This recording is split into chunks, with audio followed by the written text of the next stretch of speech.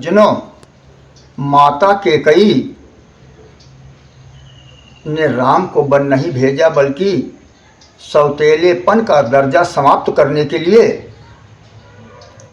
सौतेले पुत्र को अखिल ब्रह्मांड का नायक बनाने के लिए, मर्यादा पुरुषोत्तम राम बनाने के लिए राम जी को वन दी हैं।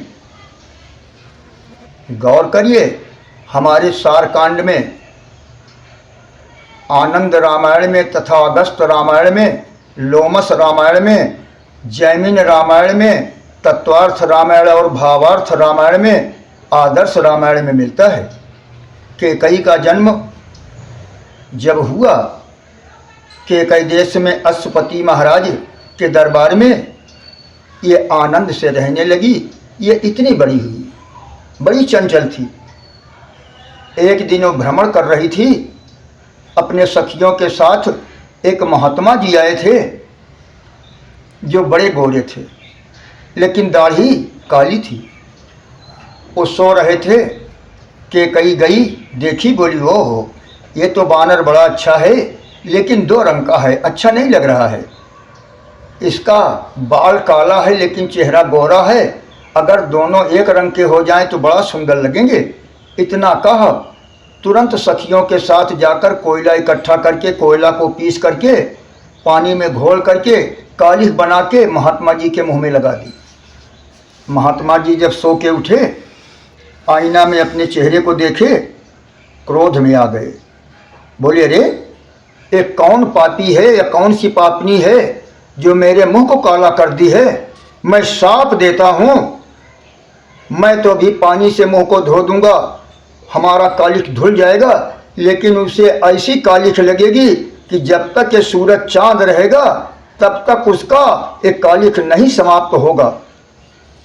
हर युग में उसका नाम होगा, एक कालिख लगेगी उसको। कैकेयी सुन रही थी, बगल खड़ी होकर आकर पैरों पे लौट गई। गुरुदेव, मैं आपको मानव समझ के कालिख नहीं लगाई, हमें क्षमा कर दो गुरुदेव। मैं अबोध बच्ची हूँ, आपकी बच्ची हूँ, गलती हो गई, हमें क्षमा कर दो प्रभु, क्षमा कर दो नाथ। अब महात्मा भी जानकारी पाकर कि ये राजा की पुत्री है, चक्कर में पड़ गए। बोले, बेटी, जो साप मैं दे दिया हूँ ये मिट नहीं सकता। किसी साप का तो देना आसान है, पर मिटाना बड़ा मुश्किल है।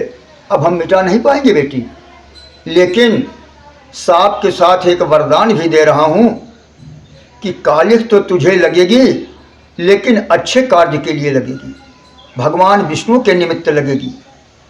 और जब तक भगवान का नाम रहेगा, जब तक ये सूरज चांद रहेगा, तब तक उन प्रभु के साथ तुम्हारा भी नाम रहेगा। चिंता मत करो बेटी, अच्छे कार्य के लिए कालिख लगेगी, अब बुरे कार्य के लिए नहीं लगेगी।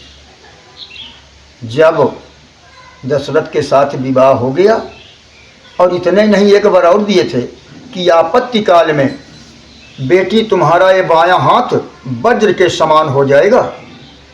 अपने वज्र उस वरदान की बदौलत देव दानव युद्ध में कैकेयी ने महाराजा दशरथ के प्राण की रक्षा की।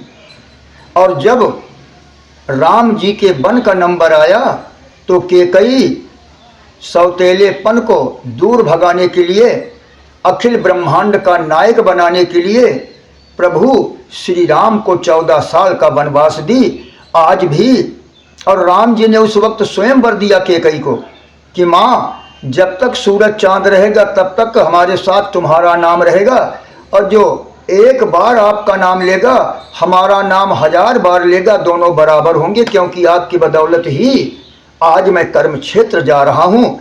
इसलिए धर्म प्रेमी सज्जनों, ध्यान देना, संत का दिया हुआ साप या संत का दिया हुआ वरदान कभी मिटता नहीं है। साप या वर देने के बाद उसे वो भी नहीं मिटा सकते, हाँ, उसका असर दूसरे रूप में ढाल सकते हैं। इसलिए संतों की सेवा में सदा रहिए, ब्राह्मण की सेवा करिए, अपने से बड़ों की सेवा करिए, मंगल ही मंगल होगा। जय जय श्री सीताराम।